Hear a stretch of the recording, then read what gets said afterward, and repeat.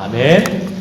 자, 여러분, 우리 오늘 말씀이 잠언이 무엇을 말했는가? 지난 2달 동안 저희가 잠언을 살펴봤습니다. 옆에 분에게 한번 물어보시고 한번 대답해 보시기 바랍니다. 각자의 대답이죠. 잠언이 지난 2달 동안 뭘 얘기하더라? 잠언이 뭐라고 얘기합니까? 옆에 한번 물어보시기 바랍니다. 옆에 계시는 분에게. 네, 뭘 잠언이 말하는 것 같은지. 네, 잠언이 뭘 말하는가요?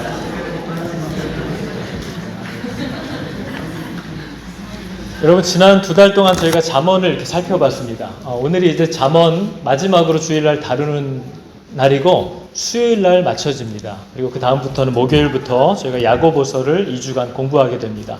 잠언을 저희가 이제 마무리해야 되는데요. 잠언이 뭘 말했는가 생각하면 너무 정신이 없는 분이 있을 수도 있을 것 같아서 정리를 하고 넘어가면 머릿속에 집어넣기에 도움이 되시라고 오늘 마지막으로 정리를 한번 합니다. 여러분, 잠언이라는 말의 히브리어 뜻이 이제 마샬이라고 되어 있는데요. 비교하다라는 의미를 갖고 있습니다.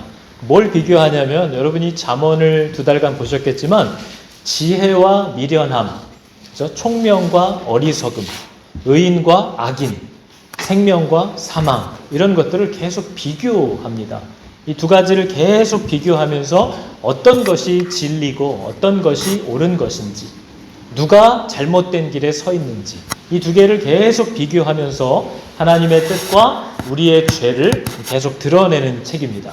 그래서 우리 한문이죠. 잠언이라고 하는 말의 잠이라는 글씨가 침을 놓다라는 것이거든요. 날카로운 걸로 찌르다는 거죠. 그래서 이 말의 뜻이 고치는 말, 고치기 위해서, 회복시키기 위해서 찌르는 말, 이게 잠언의 내용입니다. 보통 하나님의 말씀이 다 그렇죠.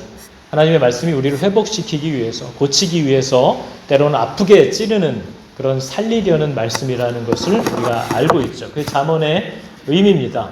그래서 잠언이 총 31장으로 되어 있는데요. 처음 1장부터 거의 끝에 22장 전반부까지는 솔로몬의 잠언이다라는 게 밝혀져 있어요. 자, 이걸 솔로몬이 썼나 보다 알 수 있는데 22장 후반절부터 24장까지는 지혜 있는 자가 이렇게 표현합니다. 그래서 저것도 아마 솔로몬일 것이다 라고 생각하기도 합니다. 근데 아무튼 누군지 대충 나와 있죠. 25장부터 29장, 어제까지 우리가 읽었던 말씀 역시도 솔로몬이 말한 것인데 한 200년 후에 히스기야 왕의 신하들이 편집한 것이다, 이렇게 표현됩니다. 근데 이제 문제는 오늘부터 나오는 30장과 수요일까지 보게 될 31장의 내용이거든요. 30장은 갑자기 아굴이라는 사람이 등장해요. 저 사람이 누군지 알 길이 없습니다. 구약성경에도 이름이 나오지 않는 사람이고 누군지 알 수 없고요. 31장으로 넘어가면 르무엘이라는 사람이 나오고 마지막으로 현숙한 여인, 이렇게 표현이 되어 있습니다. 그래서 아마 저게 다 그냥 솔로몬을 얘기하지 않을까 생각하는 사람도 있고 여러 가지 의미들이 있지만 그래서 아주 중요하다고 할 수는 없습니다. 저 잠언이 얘기하는 기본적인 정신에 다 부합하는 내용들로 진행이 되기 때문에 그 안에 나와 있는 잠언이 기록된 목적에만 주목해도 충분한 거죠. 잠언의 목적이 뭐냐라고 여러분 질문을 하면 잠언 1장에 이미 얘기를 하거든요. 잠언 1장이 시작할 때 이제 잠언이라 얘기하면서 2절부터 잠언을 기록한 목적을 분명하게 저렇게 명시해 놓고 있습니다. 잠언의 목적이 뭐냐면요, 지혜와 훈계를 알게 하기 위해서, 지혜가 무엇인지를 알게 하기 위해서 기록되었고 명철의 말씀을 깨닫게 하며 지혜롭게, 공의롭게, 정의롭게, 정직하게 행할 일에 대한 이 지혜에 하나님의 훈계를 받게 하며 어리석은 자를 슬기롭게 하며, 이렇게 되어 있죠. 그래서 잠언이 기록된 목적은요, 지혜가 누구신지를 알게 하기 위해서, 그리고 그 지혜가 주시는 훈계를 받아들이게 하기 위해서, 그러므로 어리석음에서 벗어나게 하기 위해서, 그게 하나님께서 잠언을 우리에게 주신 목적이다라는 걸 이 책이 분명하게 우리에게 얘기합니다.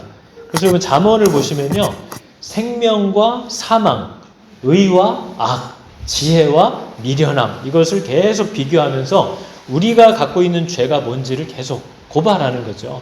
우리가 무슨 잘못된 길로 가고 있는가, 우리가 어떤 엉뚱한 목적과 목표를 갖고 살아가는가 하는 걸 계속 비교하는 거예요.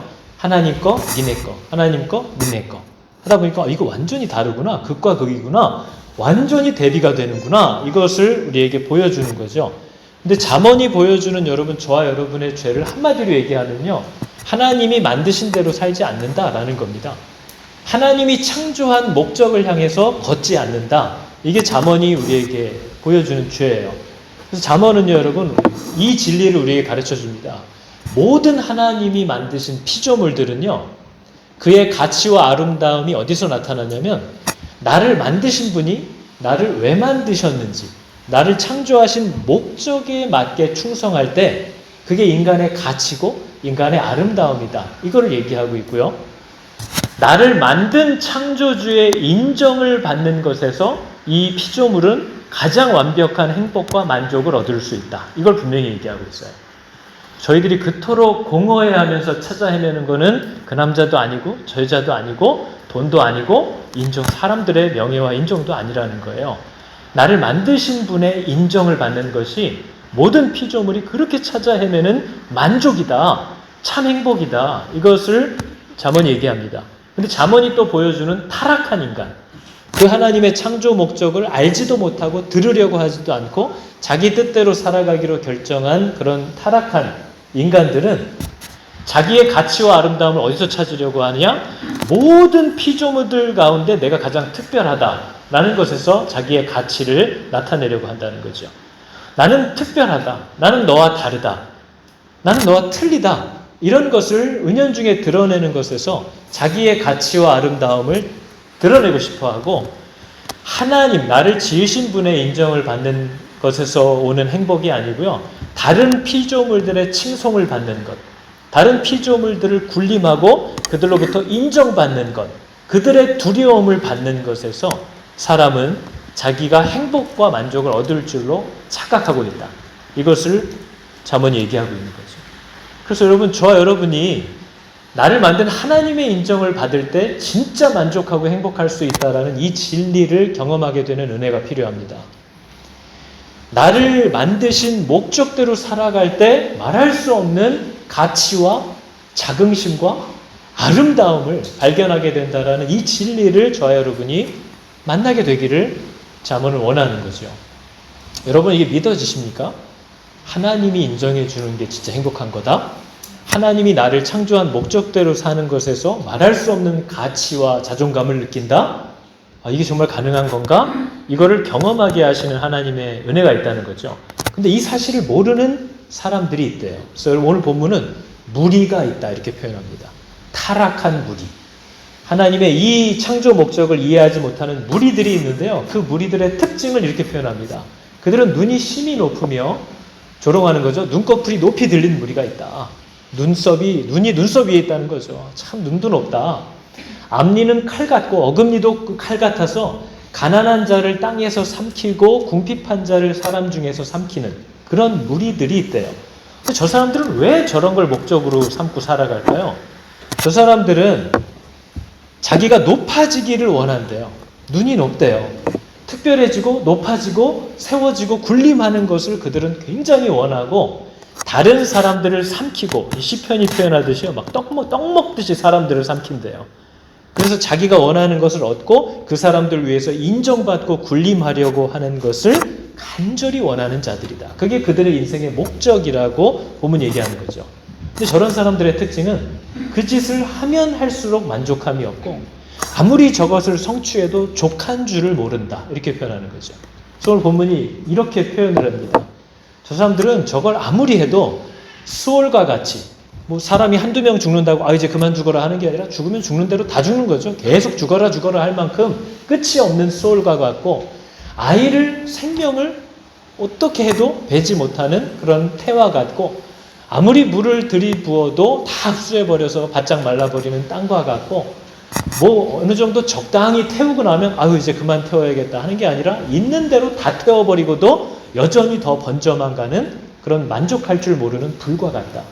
저게 여러분, 창조의 목적을 알지 못해서 높아지고 특별해지고 다른 사람들에게 인정받고 누구보다는 잘 살고 누구 못지않게 살고 하는, 그게 그냥 인생의 목적이 된 사람들이 궁극적으로 만나게 될 상태를 말하는 겁니다. 뭘 얻어도 뭘 성취해도 그들은 족한 줄을 모를 것이다. 이렇게 얘기하고 있다는 거죠. 그래서 여러분, 저희의 인생이 사실 다 이렇거든요. 저희의 인생을 보면 특별함을 추구하면서 삽니다. 아니면 적어도 평범함에서 멀어지는 것을 견디지 못해요. 그래서 내가 얼마나 특별한가를 보여주기 위해서 요즘 젊은 사람들은 SNS에 자기가 그렇게 불안정하고 허투루 살고 있는데도 자기가 얼마나 행복한지, 우리 가족들은 얼마나 행복한지, 우리 아이들은 얼마나 이쁜지 다 보정을 해가면서요. 그죠? 눈이 막 3배로 커지고 볼때기가 사라지고 빛이 막 나고, 그러니까 뭐예요? 자기가 그렇지 않다라는 걸 아는 것이 받아들이기 싫은 거죠. 그래서 보정 카메라는 누가 봐도 누군지 몰라요. 제가 가끔 카톡을 찾다 보면 분명히 우리 성도 이름인데 뭘 처음 보는 사람이에요. 우리 성도들을 카톡과 이름으로 정리하면 2배 정도 될 거예요. 얼굴을 알 수가 없어요. 왜요? 가장 자기가 볼 때 예뻐 보이고 멋져 보이고 잘 나와 보이는 것으로 사람들에게 보여주고 싶은 거죠. 그 특별함이 있어요. 그게 아닐 때 우리는 비참함을 느끼는 거죠. 하나님, 나를 이렇게 만드시고 이끌어 가시는 하나님 앞에 내가 세수를 안 하고 머리를 안 자르고 이렇다면 부끄러운 거지만 나를 정결하게 하면 충분한 것이고 그분이 지으셨으니 얼마나 이쁘다고 하실까? 그거면 충분할 수 있는 자존감이 필요한데 남이 나를 어떻게 보는가에 완전히 종살이를 하면서 살아가는 비참함이 바로 이런 데서 온다는 거죠. 하나님이 주시는 인정 따위는 이미 나와 전혀 상관이 없어요. 저 사람이 알아줘야지. 저놈들이 얘기해야지. 이것에 종살이를 하는 모습. 그래서 여러분 사진 한 장으로 내 비참함을 감추려고 그러고 멋들어진 말 한 문장으로 내 추악한 마음을 감추려는 이런 모습들이 나타나는 거죠. 창조의 목적을 상실한 사람은요. 남들 보기에 꿀리면 안 돼요. 남들 보기에 비참해 보이면 안 돼요. 특별해 보여야 돼요. 그래서 바쁘지 않아도 늘 바쁜 척을 해야 돼요. 집에서 뒹굴르다가도 전화 오면 숨을 몰아쉬면서, 그죠? 내가 얼마나 바쁜지, 얼마나 정신없이 살아가는지를 얘기하는 거죠. 근데 여러분, 이렇게 나를 왜 만드셨는가에 대한 창조의 목적과 부르심의 이유를 아예 지금 하나님이 나를 왜 창조하셨습니까? 물어보면 완전 머릿속이 백지장인 분들이 계실 거예요. 들어본 적도 없고, 들었으나 기억하지도 않고, 아예 알지를 못하는 거죠. 그리고 더 놀라운 건 알고 싶었지도 하지도 않아요.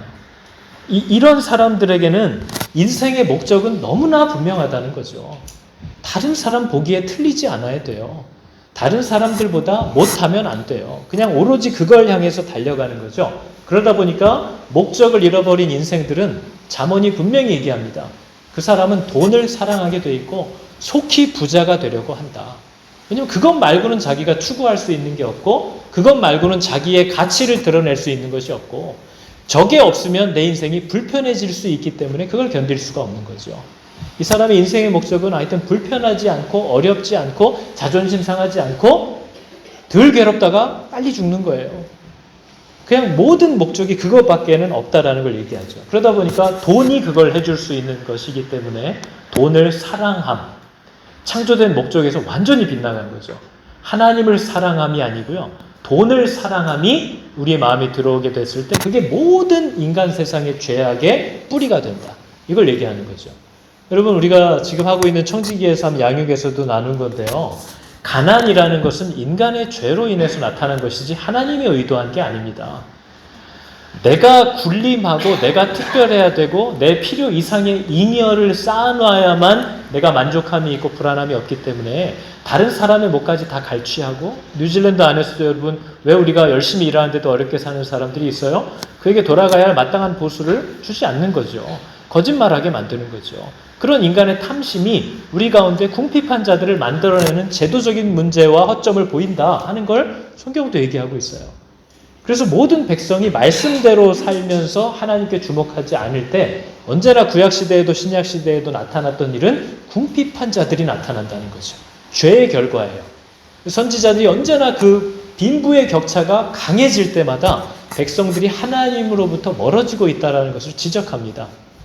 가난은, 궁핍은 사람의 탐심으로 시작되고 성도들이 하나님의 말씀에서 멀어질 때 나타나는 증거고 심판의 다가옴을 알 수 있는 척도다. 이거를 우리에게 가르쳐주고 있다는 거죠.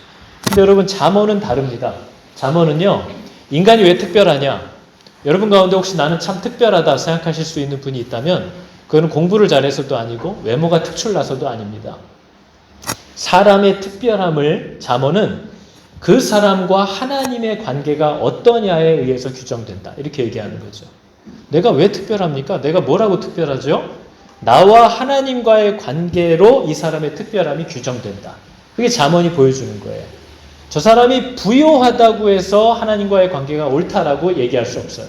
부요함은 나와 하나님과의 관계를 보여주는 척도가 아니에요. 가난도 나와 하나님과의 관계를 보여주는 척도가 아니에요. 건강과 병들미, 내가 하나님의 뜻대로 사는지 아닌지를 판단해주는 척도가 아닙니다. 그런데 우리는 잘 되면 하나님의 뜻이었고 실패하거나 가난해지면 뭔가 하나님 앞에 범죄한 줄로 알아서 다른 사람에게 말도 못하는 그런 어려움이 겪어지는 거죠. 그래서 예수님이 오셨을 때도 유대인들 사이에서는 병들거나 망하면 하나님께 징계를 받은 거예요. 그 사람은 부정한 사람인 거죠. 누구 앞에도 설 수 없어요. 예수님은 그런 사람들만 쫓아다니셨거든요.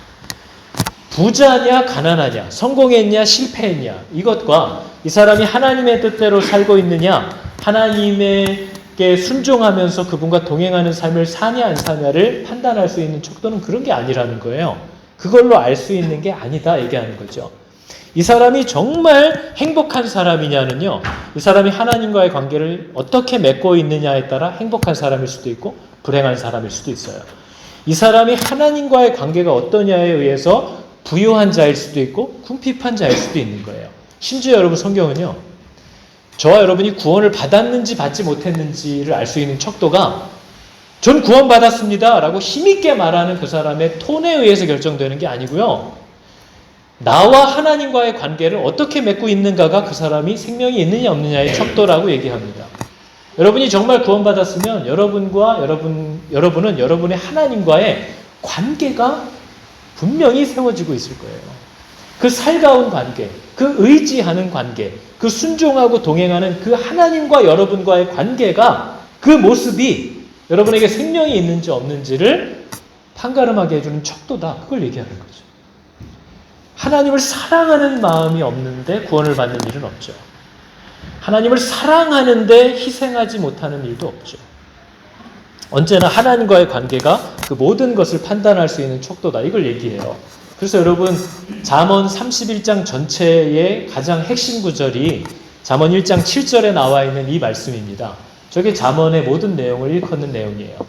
여호와를 경외하는 것, 하나님을 사랑하고 하나님을 두려워할 줄 아는 것이 모든 지식의 근본이거늘 미련한 자들은 그 지혜, 그 하나님이 주시는 모든 훈계와 명령을 받아들일 마음이 없고 멸시한다. 저게 잠언 31장 내내 했던 얘기입니다. 그죠? 저게 부유함. 하나님을 경외하는 것이 부유함이고 건강한 것이고 성공한 거예요. 저게 행복한 거예요. 그러나 생명이 없는 자들은 그런 하나님을 받아들일 마음이 없다. 이걸 얘기하는 거죠. 그래서 여러분, 우리가 오늘 말씀을 보면요, 갑자기 야게의 아들 아굴이라는 사람이 등장합니다. 이 사람이 누군지 알 방법은 없어요. 실존 인물인지 아닌지도 모릅니다. 그냥 어떤 사람들은 솔로몬을 저렇게 비유한 거다라고 얘기하기도 하고요. 야게의 아들 아굴이, 그죠? 이디엘과 우갈에게 이른 말이다라고 한 이 문장의 표현을 히브리어 자음만 쭉 연결해 놨기 때문에 저기다 모음을 붙이면 어떤 전하려고 하는 메시지를 저렇게 표현한 것이다. 이렇게 얘기하기도 해요. 그러나 알 수가 없죠. 특별히 또 야게라는 말은 순전하다라는 뜻이고요. 아굴이라는 말은 수집자라는 뜻이기도 해요. 그래서 하나님의 순전한 말씀을 수집한 자가 이것을 그들에게 전한다. 뭐 이렇게 표현하기도 합니다. 그러나 여전히 아무 상관없습니다. 아굴이라는 사람이 갑자기 등장을 해요. 근데 지난 29장까지 잠언이 말했던, 잠언이 우리에게 얘기하려고 했던 저 교훈의 메시지를 다 받아들이고 살아가는 것 같은 사람인 아굴이 등장하는 겁니다. 그러니까 이 사람의 존재 자체가 말하는 것 몇 마디를 통해서도 이 사람이 앞서 잠언이 말했던 모든 것들의 요약본인 것처럼 느껴지는 사람인 거죠. 여러분, 아굴이 오늘 한 말을 보면요, 아굴에게서 세 가지 특징이 나옵니다. 아굴의 첫 번째 특징은 뭐냐면요, 자기 안에는 아무런 소망이 없어서 내 힘으로는 절대 하나님을 알 수도 없고 닮을 수도 없다. 이것을 너무나 확실하게 알고 있는 사람이에요. 오늘 아굴이 이런 얘기를 합니다. 나는 심지어 하나님 앞에서가 아니라 다른 사람들에 비교해서도 난 정말 아무것도 아니야. 겸손을 떠는 게 아닙니다. 저게 정말 하나님을 만난 자들에게서 나타나는 열매들이에요. 나는 다른 사람에게 비하면 짐승이라. 내게는 사람의 총명이 없는 것 같다. 나는 지혜를 배우지도 못했고 거룩하신 자를 아는 지식도 없다. 이 자신이 어떤 존재인지를 아굴이 너무나 정확하게 알고 있다는 거예요. 날마다 하나님과의 관계를 저분이 날 도와주는 일이 없이 나 혼자는 하나님을 흉내낼 수도 없고 따라갈 수도 없고 순종할 수도 없고 그분이 누구인지를 알 방법도 재간도 없다 하고 자기 자신을 너무 잘 알아요. 그래서 오늘 이 아굴이 몇 마디 던진 말들을 보면요, 이 사람의 이 문학적 특징이 욥기하고 되게 비슷합니다. 자기가 질문하고 대답하고 막 이렇게 하거든요. 이 사람이 했던 말도 그거예요. 누가 하늘에 올라갔다 내려온 자가 있냐? 누가 하나님을 알 수 있냐? 이 얘기를 하는 거죠. 누가 바람을 손바닥에 물을 옷에 싸서 움직일 수 있는 사람이 하나님 말고 누가 있냐? 땅의 모든 끝을 정한 자가 누구냐? 그분의 이름이 무엇인지, 그 아들이 누군지 우리가 어떻게 아느냐? 우리는 하나님이 누군지도 모르고 그분이 뭘 어떻게 하시는지도 알 수 있는 그런 지혜가 없는 자들이다 하는 자기의 정체성을 정확하게 고백하는 자가 아굴이라는 거예요. 근데 여러분, 이게 아굴만 그런 게 아니고요. 성경에 나와 있는 모든 성령으로 충만했던 인물들은 하나님을 만났을 때 다 저런 고백을 합니다. 근데 이게 겸손을 떠는 게 아니고요. 정말 하나님과 사람 앞에 자기가 너무나 비참하다라는 것을 저들이 인정할 수밖에 없다는 거죠. 믿음의 조상이라고 한 아브라함도 하나님 앞에서는 이런 식으로 얘기합니다. 나는 티끌과 재와 같습니다. 감히 주께 그러나 아래입니다. 이게 완전하신 하나님의 임재를 정말 느끼고 있는 사람들이 실제로 받는 느낌들이라는 거예요. 바울도 똑같이 얘기하잖아요. 만삭되지 못하여 엄마 뱃속에서 날수를 다 채우지도 못하고 난 자 같은 내게도 하나님이 당신을 보여주셨다. 저게 지금 겸양을 떠는 게 아닙니다. 정말 하나님의 임재 앞에 선 사람들은요, 정말 은혜가 충만한 사람들은요, 정말 하나님과 가까이 있는 사람들은요, 하나님과 사람들 앞에서 자기를 드러낼 마음 자체를 갖지 못합니다. 자기의 비참함을 정말 느끼고 있다는 거죠. 그래서 여러분, 우리가 교회 안에서 자기의 특별함을 드러내려고 하는 사람들의 그 음란하고 교만한 속내들을 보면 저 사람이 얼마나 자기가 하나님과 멀리 있는지를 소리 높여 외치고 있는가를 볼 수 있습니다. 얼마나 안타까운지 몰라요. 나는 다르다는 걸 드러내고 싶어요. 나는 해봤다는 걸 알리고 싶어요. 나에게 맡기면 다 될 수 있다는 걸 말하고 싶어요. 자신의 영적인 수준의 대단함을 나타내고 싶어요. 그게 바로 그들이 하나님과 가까이 있지 않다는 가장 확실한 증거라는 걸 본인들만 모른다는 거죠. 근데 이 아굴이라는 사람은 자기가 얼마나 비참하고 아무 소망을 둘 수 없는 사람인지를 정확히 알아요. 그런데 동시에 이 사람의 또 하나의 지혜는 뭐였냐? 나는 아무것도 못하는데 이런 자라고 해도 하나님이 누구냐? 하나님은 당신을 의지하는 모든 자들에게 방패가 되어주시는 분입니다. 라는 하나님에 대한 지식을 정확하게 갖고 있어요. 아굴은 이렇게 말합니다. 하나님의 말씀은 다 순전하고 하나님은 그를 의지하는 자의 방패가 되어주십니다. 왜냐하면 지금 아굴은 하나님을 의지할 수밖에 없어요. 자기가 할 수 있는 게 아무것도 없고 자기는 너무 비참해요. 짐승과 같아요. 아무리 하나님의 뜻과 말씀을 들어도 깨닫지도 못하는 것 같아요. 그렇게 살 힘도 내 안에 없어요. 그래서 하나님은 그를 의지하려고 나 좀 살려달라고 하는 자들에게 방패가 되어주신다. 그 하나님의 은혜를 아굴이 너무나 잘 알고 있다라는 거죠. 하나님 말고는 나는 방법이 없다. 이것을 알고 있다라는 거예요. 근데 여러분, 마지막으로 아굴이 갖고 있었던 이 사람이 정말 잠언이 얘기하고자 했던 이 지혜를 소유한 사람이구나 라는 걸 알 수 있는 마지막 것은 이 사람이 타락한 피조물들은 절대 갖지 못하는, 타락하기 전에 하나님이 피조물들에게 허락하셨던 그 소원을 마음에 회복하고 있구나라는 것을 보여준다는 겁니다. 이 사람이 오늘 뭐라고 얘기하죠? 내가 두 가지 소원이 있대요. 내가 두 가지 일을 주께 구하여 싸우니 내가 죽기 전에 거절하지 마시옵소서. 이것이 저 사람이 살아오는 인생 내내 저 사람의 소원이었어요. 심지어는 이제 꽤 오랜 시간이 지났어요. 이제 죽을 날이 가까웠어요. 그러나 내가 죽기 전에 마지막 소원도 저거래요. 그럼 진짜 소원이잖아요. 저런 걸 찐 소원이라고 하죠. 저게 진짜 소원인 거예요. 이 사람의 바람이 뭐예요? 하나님께 평생을 구해왔고 죽기 전까지 내가 붙잡고 싶은 간절한 소원이 딱 하나가 있대요. 헛된 것과 거짓말. 그러니까 내가 목적이 있는데 그 목적에서 어긋나게 만들 수 있는 모든 것을 내게서 멀리 해주시고 나를 가난하게도 마시고 부하게도 마시고 오직 필요한 양식 이렇게 되어 있습니다. 저건 목적이 있는 거예요. 저 양식은. 양식이 목적이 아니고요. 어떤 목적을 이루기 위해서 필요한 것을 공급해 달라는 겁니다. 그 필요한 것만을 내게 먹이시옵소서. 왜냐하면 이 사람의 걱정은 딱 두 개밖에 없어요.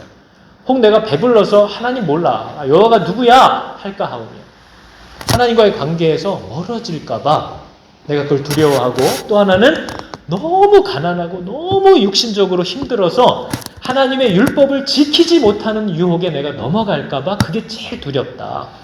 하나님이 누군지를 모르고 하나님을 알아가고 싶어 하지도 않는 자리로 밀려날까 봐 혹은 하나님의 뜻을 알지만 너무나 육신적으로 쪼들리고 괴로워진 나머지 하나님의 말씀을 지키지 못하는 하나님께 순종하지 못하는 일을 만나게 될까 봐 나는 두렵다. 내 평생의 소원은 뭐라는 거예요? 나는 내 평생 하나님과의 이 관계에서 멀어지고 싶지 않고 평생 하나님께 순종하는 일에 성공하고 싶다. 내가 사랑하는 분의 마음에 꼭 들고 싶다. 여러분 이게 구원받은 자에게서 회복되는 일입니다. 이게 정말 생명이 들어왔을 때 성령이 임한 자들의 삶의 목적과 소원이 되는 거죠. 구원받은 자들의 특징은요. 내가 나를 만나주신 그 하나님을 더 알고 싶어 해요. 구원을 받고 예수를 믿는데 하나 말씀 앞에 나가지도 않고 궁금해하지도 않고 들을 귀도 없어요. 저는 그걸 가짜라고 생각합니다. 예수를 정말 만난 사람들은 이 말이 뭔지를 아실 거예요. 생명이 들어오잖아요. 그럼 이 생명은 그리스도께 더 가까워지게 나를 끌 수밖에 없어요.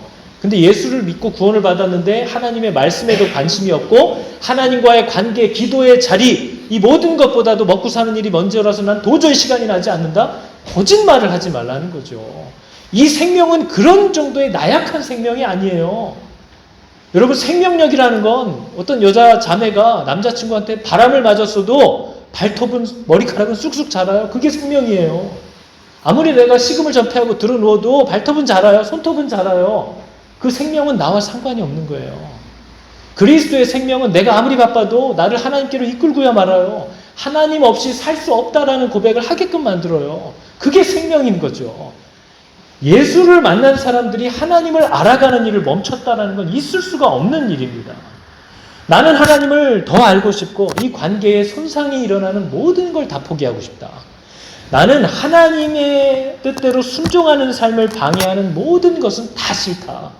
하나님 가난이 싫은 게 아니고요. 나는 가난도 하나님께 순종하는 데 도움이 되면 그것도 좋아요. 가난이 싫은 게 아니라 혹시나 가난 자체가 나로 하여금 하나님께 순종하는 것을 방해한다면 그래서 싫다는 거고요. 넉넉함도 넉넉함이 죄가 아니죠. 넉넉함이 싫다는 게 아니에요. 넉넉함이라는 것이 혹시나 나로 하여금 하나님에 대하여 무뎌지게 만들고 하나님을 생각하지 않게 만들고 평소 늘 하나님을 의지해 왔던 건데 그 자리에 돈이 들어오니까 하나님 의지하는 것과 돈을 사용하는 것의 자리가 바뀌어버렸어요. 그러면 나는 하나님 차라리 돈이 필요 없습니다. 라고 하는 이 마음이 저 아굴이라는 사람에게 있다는 거죠. 여러분 이게 바로 잠언 지난 29장까지 그렇게 외쳐왔던 교훈을 저 사람의 모습이 다 보여주고 있어요. 그걸 위해서 필요한 것만 달래요. 여러분 저희가 주기도문 할 때 뭐라고 기도하죠? 일용할 양식을 주옵시고. 그게 뭐예요? 딱 오늘을 하나님의 뜻 안에서 하나님의 뜻대로 살아가기에 필요한 딱 그것만을 달라라는 뜻입니다. 일부 때와 똑같이 할 수 있어요. 좀 무시무시한 여러분 기도가 시작됩니다. 가슴에 손을 한번 대보시겠어요? 가슴이 어딘지 아시죠? 여러분 정말 이 기도가 하나님이 오늘 꼭 응답해 주실 줄로 믿습니다. 여러분 가운데 하나님, 내가 하나님과의 관계를 만들어가기 위해서 하나님과의 관계를 점점 완성해 가기 위해서 딱 필요한 만큼만을 내게 공급해 주십시오. 이렇게 기도하실 마음이 있으실까요? 하나님, 하나님과의 관계에 혹 방해가 될 것 같은 넉넉함이나 기회는 다 내게서 가져가 주십시오. 여러분 이렇게 기도할 마음이 있으신가요? 제가 지금 이렇게 기도할 건데 아멘 하셔야 돼요. 그러면 즉시 들어주실 줄로 믿습니다. 즉시 잉여 재산이 사라지기 시작하고, 그죠? 즉시 가난해서 또 하나님이 회복시켜 주시는 일이 나타날 수도 있고, 그죠? 여러분 이게 내 마음의 소원이 되지 못한다는 것에서 여러분은 이미 위기감을 느끼셔야 돼요. 자, 손을 얹으셨죠? 하나님, 내가 하나님과의 관계를 돈독히 하는데 필요한 것만큼만을 내 평생에 공급하여 주시옵소서. 아멘. 하나님, 하나님과의 관계에 방해가 되고 걸림돌이 되는 모든 것을 내게서 가져가 주시옵소서. 정말 표정들이 너무 안 좋네요. 표정들이 너무 심각하게 안 좋네요. 그죠? 앞에서 목사 눈에 보이니 손을 안 얹을 수도 없고, 옆 사람이 들으니 아멘을 안 할 수도 없고. 근데 여러분, 이 마음이 회복된다라는 것이 인생에게 하나님이 주시는 최고의 복이라는 걸 잠언이 지금 계속 얘기하는 겁니다. 이게 얼마나 큰 복인가 하는 것을 우리에게 가르쳐주고 싶어 하는 거죠. 그러니까 아굴이라는 사람은요, 내게 허락된 이것이 혹시 하나님과의 관계에 도움이 되느냐, 방해가 되느냐, 그게 이 사람의 항상 모든 걸 판단하는 기준이에요. 미모가 나로 하여금 하나님을 의지하는 것에 방해가 된다? 그것도 원치 않는다는 거죠. 똑똑함이 그걸 방해한다면 그것도 원치 않는다는 거예요. 이것이 이 사람의 온통 목적이 되었다. 그러니까 여러분, 이 사람이 부자인가 가난한가 혹은 어떤 일을 계획하는데 성공했나 실패했나 하는 것이 이 사람이 하나님 뜻대로 가는 거냐 아니냐, 이것을 측량할 수 있는 그런 척도가 절대로 되지 못합니다. 여러분, 하나님의 뜻대로 살면서도 고난의 길을 가는 사람들이 있습니다. 형통한데 악한 자들도 있습니다. 그래서 우린 절대 이걸로 그것을 받아볼 수 없다는 거죠. 그러니까 성도의 인생의 목적이 하나님 이거 이번에 꼭 잘 돼가지고 하나님께 영광 돌리게 해주세요. 이게 얼마나 어리석은 건지 몰라요. 그게 그 일이 잘 돼야만 하나님께 영광이 돌려지는 걸까요? 여러분, 그 일이 잘 된 것 때문에 우리가 하나님으로부터 멀어졌다면 그건 은혜가 아닙니다. 그건 복이라고 할 수 없죠. 가장 중요한 성경이 말하는 진리 가운데 하나는요, 성도라고 일컫는 사람들은 복을 받기 위해서 살아가는 사람이 아니라는 걸 자꾸 얘기합니다. 왜냐하면 성도라는 정체성 자체가 이미 모든 복을 다 받았기 때문에 시작된 여정을 말하는 거거든요. 그 아들도 아끼지 않고 너에게 주신 분이 뭐를 너에게 더 아끼겠느냐라고 하신 그 약속을 이미 우리가 받고 살아가는 거예요. 우리는 먹고 살 것을 해결해 달라고 신앙생활을 하는 게 아니고요. 우리는 내 자식이 잘 되게 해달라고 신앙생활을 하는 것도 아니에요. 왜냐하면 그리스도 예수를 하나님이 우리에게 주셨을 때에 이미 의인의 자녀들이 걸식하는 것을 하나님이 허락지 않으시고 모든 내 필요를 공급하시는 이 땅에서 우리가 만날 수 있는 모든 복을 그리스도와 더불어 이미 다 받고 나서 시작한 인생이기 때문에 성도는 복을 받으려고 사는 삶이 아니에요. 받은 복을 선전하고 받은 복을 흘려보내기 위해서 걷고 있는 거지, 뭐가 궁핍함이 있어서 그걸 취하려고 얻으려고 성취하려고 살고 있는 게 아니라는 걸 이해해야 됩니다. 저와 여러분이 그리스도를 받았는데 받지 않은 게 뭐가 있을까요?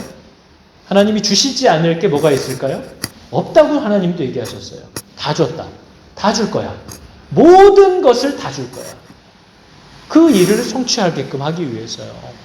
근데 대부분의 많은 성도들이 교회를 다니면서 봉사하고 헌신하는 이유도 복을 받기 위해서예요. 이게 기복신앙이라는 겁니다. 자기가 이미 복을 받고 시작된 인생이라는 걸 알지 못한다는 거죠. 잘 되는 게 우리 인생의 목적이 아닙니다. 그게 하나님의 뜻대로 살고 있다는 증거도 아니에요. 제가 한 6년 전에 되게 힘들 때가 있었는데 그때 어떤 글 중에 유기성 목사님이 잠깐 올린 짧은 글이었는데 그분도 되게 힘든 일이 있었나 봐요. 근데 그 짧은 문장이 굉장히 큰 위로가 됐었습니다. 이렇게 썼어요. 며칠째 숨을 쉬기 힘들 정도로 강한 다룸을 받고 있습니다. 주님께서 제 미래를 보게 하시는 것 같았습니다. 너무나 큰 충격이라 마음이 정리가 되지를 않습니다. 제가 그토록 이루고 싶었던, 기다렸던 일들이 이루어지지 않을 것이라고 말씀하시는 것 같습니다. 실패할지라도 그리스도의 몸인 교회들을 세우는 일을 너는 계속 할 것이냐? 믿고 사랑했던 이들이 배신하고 돌아설지라도 너는 계속 그들을 믿고 사랑할 것이냐? 감당할 수 없는 질문을 계속 던지시는 것 같습니다. 이게 정말 주님이 주는 마음입니까? 물었습니다. 수고하고 욕을 먹는 것, 고생하고 비난과 조롱을 받는 것, 그것을 알고 가라. 주님의 마음이 느껴졌습니다. 너무나 고통스러웠지만 여전히 내 안에 계획했던 일에 성공하는 것, 내가 한 만큼 보상을 바라는 욕망이 크게 있다는 것을 깨달았습니다. 주님을 따라가는 것은 자기를 부인하고 주신 자기 십자가를 져야만 갈 수 있다라는 말씀을 나는 건성으로 듣고 있었던 것입니다. 이런 글이었어요. 최선을 다했고 모든 것을 애썼는데도 되지 않을 수 있다. 애쓰고도 욕먹고 고생하고 비난과 조롱을 받는 것, 이 길이 성도들이 가는 길이다라는 것을 성경이 얘기하고 있습니다. 여러분, 성경은 뭘 끊임없이 말하냐면요, 성경 역시도 잠언, 마샬입니다. 비교합니다. 성경 전체에 이 두 개의 인물이 등장해요. 한 인물은 뭐냐면요, 회개하지 않는 백성. 여러분, 성경의 주제예요. 회개하지 않는 백성. 바뀌질 않아요. 돌아오지 않는 자녀. 깨닫지 못하는 성도. 창세기부터 아무튼 요한계시록까지 등장하는 인물은 다 이래요. 회개하지 않고요. 돌아오지 않고요. 깨닫지를 못해요. 근데 이런 전반적인 한결같은 인간의 모습이 한쪽에 등장하고요.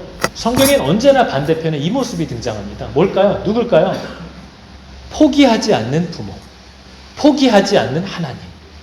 이게 이 사람과 하나님의 모습으로 딱 비교되는 모습이에요. 여러분, 자식이 아무리 어이가 없고 자식이 아무리 뭘 시키려고 해도 못 알아먹고, 아니 지 먹은 숟가락만 갖다 놓으라고 그래도 지금 10년째 얘기하고 있고요. 그죠? 옷을 벗어놓으면 거기다 놓지 말라는 얘기를 20년째 하고 있어요. 근데 부모가 그 정도 했으면 얘는 못 알아듣는구나, 포기해야 되는데, 소망 없는 일에 지치지 않고 뛰어드는 대표적인 인물이 바로 부모입니다. 왜 가능할까요, 그게? 남의 자식을 향해서는 다 돼요. 아유, 집사님, 안 되는 건 안 돼요. 그때는 원래 안 되는 거예요. 마음 편히 먹어요. 남의 자식한테는 그게 돼요. 그래서 지는 그렇게 얘기해놓고 내 자식한테는 또 그게 안 되는 거죠. 얘는 공부머리가 없는 걸 내가 20년째 보고 있어요. 근데 공부하라는 마음이 포기되지가 않아요. 그게 뭐예요? 포기하지 못하는 거예요. 안 되는 것처럼 보여도, 안 되는 게 확실해도 그게 포기가 안 되는 게 사랑에서 비롯되는 마음이에요. 그게 성경이 계속 보여주는 하나님의 마음이에요. 그러다 보니까 여러분, 성경에, 구약 성경의 선지자들은 다 하나님의 마음을 드러내라고 보냄을 받은 사람들이에요. 하나님의 말씀, 하나님의 마음을 말로, 그들의 삶으로 드러내야 했기 때문에 구약시대 선지자들이 비참했던 거예요. 호세아 선지자는요, 계속 집 나가서 다른 남자랑 살려고 하는 창녀를 하나님의 명령을 받아서 자기 아내로 삼아서 자식을 낳으며 끝까지 사랑하라는 명령을 받았던 선지자입니다. 아니, 선지자가 됐는데 하필 자기 인생을 다 그렇게 했었어야 돼요. 이 여자는 창녀인 걸 데려와서 결혼을 했더니, 가정을 꾸려주고 받아줬더니 애를 낳고 몸조리를 하자마자 나가서 다른 남자랑 살고 있어요. 가서 돈을 주고 그 여자를 다시 사왔어요. 또 나가요. 하나님이 뭐래요? 가서 또 값을 주고 데려오래요. 호세아는 결혼 생활을 그렇게 다 말아먹었어요, 이 땅에서. 근데 그게 하나님이 그의 삶을 통해서 하나님이 패역한 자들을 얼마나 값을 지불하면서도 다시 데려오기를 원하는가에 대한 하나님의 마음을 호세아는 드러내라고 부름을 받은 거죠. 이사야도 다가올 징계를 드러내기 위해서 3년 동안 빨가벗고 다녔습니다. 영혼을 구할 수 있다면 퀸스트릿에 벌거벗고 다닐 수 있는 분 계신가요? 에스겔 선지자도 별 이해할 수 없는 희한한 짓을 다 했어야 됐어요. 갑자기 막 성문을 뚫고 막 글로 지나가고, 시키지 않은 짓, 왼쪽으로 몇 년, 오른쪽으로 몇 달 들어 누워 있어야 되고, 이 이상한 짓을 해야 되는데 유일하게 자기를 위로해 줄 수 있었던 아내를 하나님이 오늘 내가 갑자기 데려갈 거다 하고 데려가 버렸어요. 그리고 나서 아내가 죽었을 때 절대 울면 안 된다라는 가혹한 명령까지 받았어요. 왜냐면 여기에 곧 심판이 임할 텐데, 네 자식이 눈앞에서 죽고 아내가 나가 떨어져도 울 시간도 없을 만큼 끔찍하고도 갑작스러운 심판을 만나게 될 거다. 그걸 네가 보여줘야 된다. 우리 이런 얘기 들으면 하나님은 너무 가혹해. 하나님은 정말 이해할 수가 없어. 근데 뭐 호세아가 에스겔이 지들이 괜찮다는데 우리가 더 날릴까요? 자기들이 그 길을 기쁘게 갔는데. 그죠? 우리는 우리들에게 주시는 길을 가야 되는 거죠. 호세아나 이사야나 에스겔이나 예레미야, 아모스, 요엘, 구약의 모든 선지자들은요. 잘 기억해 보세요. 모든 선지자들은 자기 인생을 다 바쳐서 죽기까지 순종합니다. 근데 아무것도 바꾸지 않아요. 선지자들이 죽어서 바뀐 일이 없습니다. 선지자들은 죽었고 백성들은 망하는 걸로 끝나요. 언제나. 어떤 것도 바뀌지 않아요. 신약 시대는 달랐을까요? 예수님도 오셨고 성령까지 막 임하셨어요. 막 설교를 하면 막 3,000명, 5,000명씩 막 회개하고 돌아와요. 그랬더니 사람들이 다 바뀌던가요? 예수님도 죽고요. 사도들도 죽임을 당하고 제자들도 죽임을 당하고 악한 세상은 여전히 악합니다. 여러분 교회가 오늘날 교회들은 어떻죠? 오늘날 교회들은 막 사람을 확확 변화시키나요? 저도 그렇고 여러분도 그렇고 그대로인 것 같은데요. 별로 그렇게 크게 달라지는 것 같지 않는데. 그죠? 좀 괜찮아지는 것 같다 하다 보면 밑바닥까지 떨어지는 일들을 경험하면서 그지? 여기가 내 자리 맞지? 이런 일들을 지금도 계속 경험해요. 도대체 하나님은 왜 이런 명령들을 하시나? 소망도 없는 사람들에게. 여러분 오늘 나눠드린 주보의 요리문답이 그겁니다. 참 요리문답과 잠언의 메시지가 너무 잘 맞아 떨어져 갑니다. 오늘 요리문답의 질문이 이거거든요. 아무도 십계명을 완전히 지킬 수 없다면, 없다고 얘기했거든요. 지난주에. 아무도 하나님의 계명을 지킬 수 없다면 하나님은 그럼 왜 쓸데없이 엄격하게 계명을 지키라고 설교자를 통해 설교하게 하십니까? 왜 그걸 요구하십니까? 왜 지킬 수 없는 계명을 지키라고 하나님이 그렇게 강하게 말하시느냐? 첫째 뭐래요? 우리가 얼마나 죄악된 본성을 가진 사람인지, 그죠?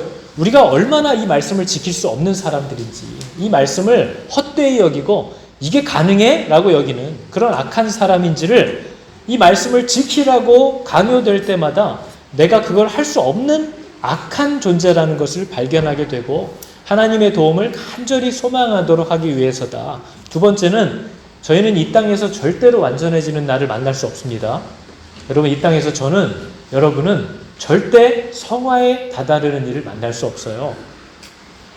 이 땅에서의 삶을 마치고 이제 그리스도 앞에서 완전함에 이르게 되는 그 날까지 우리는 내가 그리스도의 형상을 닮아야 되는데, 내가 하나님의 말씀대로 살아야 하는데, 이 끊임없는 싸움, 그러나 늘 실패하는 싸움, 이 싸움을 싸우면서 성령님 나를 도와주십시오. 하나님의 도움을 계속해서 구하고 하나님만을 날마다 의지하게 만들기 위해서 지킬 수 없는 이 거룩한 것을 날마다 네가 지켜내라고 요구한다.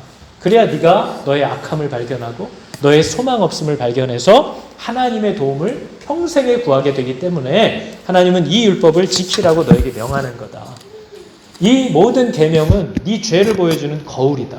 네가 이걸 봐야 이게 뭐야? 얼굴이 왜 이래? 씻어야겠구나 생각하기 때문에 하나님이 이 네가 따를 수 없고 지킬 수 없고 흉내도 낼 수 없는 거룩함을 지켜내라고 너에게 요구함으로써 너의 죄를 드러내고 너의 의지할 자가 누구여야 하는지를 나타내기를 원하시는 거다. 이걸 얘기하는 거죠. 여러분 지난 2달 동안 잠언이 계속 반복했던 소리를 기억하십니까? 잠언이 했던 얘기가 맨날 그거였어요. 내 아들아 들으라. 내 말을 받으라. 내 아들아 내 말에 주의하며 내가 말하는 것에 네 귀를 기울여라. 그것을 네 눈에서 떠나게 하지 말고 귀에 걸고 손에 걸고 네 마음속에 지켜라. 내 아들아 내 말을 지키며 내 계명을 간직하라. 그러니까 여러분 잠언이 계속 지난 2달간 뭘 말했습니까? 나를 받아라. 나를 받아들여라. 나를 원해라. 내 안에 살아라. 내 안에 거해라. 이걸 얘기하는 거죠. 우리 오늘 함께할 찬양이 다 아는 찬양이잖아요. 나의 안에 거하라. 여러분 지난 2달간 잠언이 우리에게 보여준 말씀은 너무나 분명합니다. 나를 창조하신 목적을 회복하라는 거죠. 여러분 저와 여러분이 이 땅을 왜 살아야 되는지를 꼭 아시기 바랍니다. 부자 되는 게 목적이 아니에요. 자식 잘 키워놓고 그 자식한테 짐이 되지 않고 빨리 사라져주는 게 우리 인생의 목적이 아닙니다.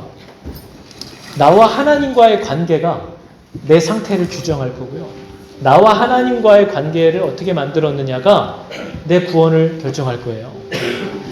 저와 여러분의 이 땅에서의 모든 목적은 하나님이 뭘 주시든 이 모든 것이 내가 나와 하나님과의 관계를 만드는데 이로우냐 해로우냐를 파악해서 취할 거냐 거절할 거냐를 선택해야 되는 삶인 거예요. 그게 우리 인생의 목적이어야지 돈 버는 게 목적이 아니에요. 특별해지는 게 목적이 아니에요. 거기서 우리는 우리의 가치와 자존감을 발견할 수 없어요. 다오 하는 거머리 같아서 만족감이 없어요.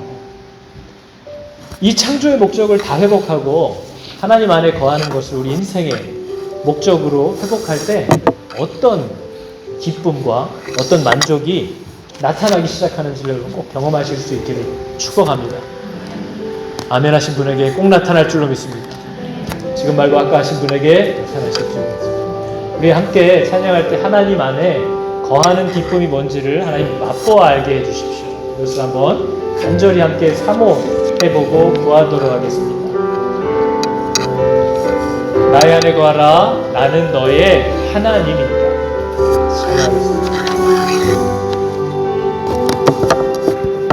나의 안에 거하라. 나는 내 하나님이니 모든 환난 가운데 너를 지키. 두려워하지 말라. 두려워하지 말라. 내가 널 도와주니 놀라지 말라. 내 손 잡아. 다시 한번 할까요? 나의 안에 거하라. 나의 안에 거하라.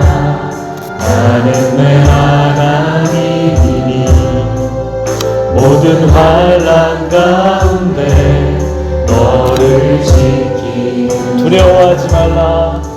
두려워하지 말라. 내가 널 도와주니 놀라지 마라. 놀라지 말라. 내 손 잡아주리라. 내가 너를 불렀나니 내가 너를 지명하여 불렀나니 너는 내 것이라. 내 것이라. 너의 하나님이라. 내가 너를 보배롭고 존귀하게 여기노라. 너를 사랑하는 내가 너를 지명하여 불렀나니 너는 내 것이라. 내가 너를 지명하여 불렀나니 너는 내 것이라. 내 것이라. 너의 하나님이라. 내가 너를 보배롭고 존귀하게 여기노라. 너를 사랑하는 내 영. 기도하겠습니다. 기도할 때 여러분 내 인생의 목적이 무엇이었는가를 꼭 생각하고 그 방향이 틀렸다면 내 인생의 관역이 바뀌었다면 그 죄를 회개하시기 바랍니다. 하나님 내가 믿음이 없어서 하나님을 신뢰할 수가 없어서 내 인생의 목적을 먹고 사는 것에 맞춰버렸습니다. 돈을 사랑하며 특별하며 자식들을 잘 세워놓고 그들 성공하게 하는 것을 내 인생의 목적으로 삼아버리고 그걸 위하여 하나님과의 관계들을 다 무너뜨리면서 살았음을 내가 고백합니다. 하나님, 자식이 잘 되고 자식이 똑똑하고 좋은 학교에 가고 좋은 직장에 취직하고 좋은 사람 만나서 시집장가 가는 것이 성공이 아니고 복이 아니고 그것들 때문에 내가 하나님과의 관계에서 멀어지고 내 자식이 하나님을 떠나고 있다면 그게 저주인 줄을 깨닫는 지혜를 주셔서 하나님, 가정이 무너져도 좋으니 아이가 아파도 좋으니 아이가 성공하지 못하고 돈 못 벌어도 좋으니 하나님 저 아이가 하나님을 알게 하시고 하나님을 사랑하게 하시고 그 하나님께 순종하지 못할까봐 전전긍긍하는 그런 복된 마음을 가진 아이가 되게 해주십시오 라고 기도할 수 있는 마음이 내 안에 있는지를 살피시고 없다면 회개하고 없다면 하나님께 도움을 구하면서 이 시간 내 잘못됐던 방향을 바로잡으면서 하나님 나와 하나님과의 관계를 만들어가는 이 땅에서의 여정에 필요한 것들만을 일용할 양식들을 내게 공급하여 주십시오. 우리 같이 기도하겠습니다. 하나님 내 안에 있는 어리석음과 지혜 없음을 잠언을 통하여 살펴보게 됩니다. 하나님, 우리들 가운데는 아직 믿음이 없어서 그렇게 사는 게 무슨 재미냐, 그렇게 사는 게 무슨 즐거움이냐, 무슨 의미냐 생각되는 사람들도 있습니다. 하나님, 우리에게 믿음을 허락하여 주사 하나님의 부요함을 알게 하여 주시고, 하나님이 우리들을 위하여 예비하신 그 말할 수 없는, 그 무엇과도 비교할 수 없는 복이 어떤 것인지를 발견할 수 있는 눈을 열어주사, 하나님, 내가 내 자식에게 주려고 하는 것, 내가 이 땅에서 얻으려고 하는 그 어떤 것보다도 가장 큰 복을 사모하고 욕심낼 수 있는 온전한 탐심이 우리 안에 들어오게 하여 주시옵소서. 하나님의 나라를 탐하고 하나님의 나라를 열망하는 그 복된 마음이 우리 안에 들어오게 하여 주사, 하나님, 정말 이 땅에서 믿음이 없으므로 하나님을 떠나 사는 모든 우선순위를 뒤바꿔버린 우리들의 어리석음에서 우리를 건져주시옵소서. 하나님, 하나님을 알게 하는 하나님의 지혜가 우리 안에 있기를 원합니다. 하나님, 지혜이신 하나님이 누구신지를 알게 하도록 그 지혜이신 하나님의 훈계와 말씀을 받아들이라고 우리로 하여금 이 어리석음에서 벗어나게 하시려고 주신 이 찔러 회복시키는 말씀들이 우리의 마음을 어떻게 아프게 찌르던지, 다만 사망과 죽음에서 아무리 절구에 집어넣고 찧어도 벗겨지지 않는 그 미련에서 우리를 건지는 하나님의 능력과 은혜가 되게 하여 주시옵소서. 교회라는 이름으로 모여서도 말로는 하나님의 나라를 이야기하지만 배설물과 같이 버렸다는 그 배설물들 주스러 다니려고 한 인생을 다 낭비하는 이 이중적이고 가증스러운 성도의 자리에서 벗어날 수 있도록 하나님, 우리로 정말 사모해야 할 것들을 발견하고 사모할 줄 아는 복된 마음을 허락하여 주시옵소서. 주님, 고백한 대로 필요한 양식을 주시옵소서. 하나님과의 관계를 위하여 꼭 필요한 것들만을 내게 공급하여 주사, 그 관계가 무너지거나 하나님께 순종하지 못하는, 하나님 마음에 들지 못하는 그 자리에 서지 않도록 내 평생에 이것을 하나님께 구하오니 주여, 죽기 전에 이 소원 들어주시옵소서.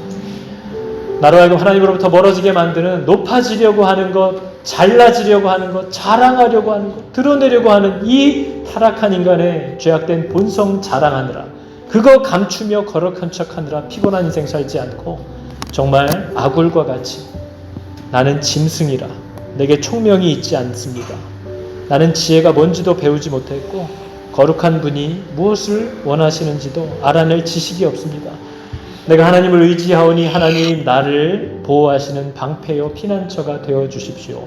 고백할 줄 아는 참 지혜로운 자들 다 되게 하여 주시옵소서.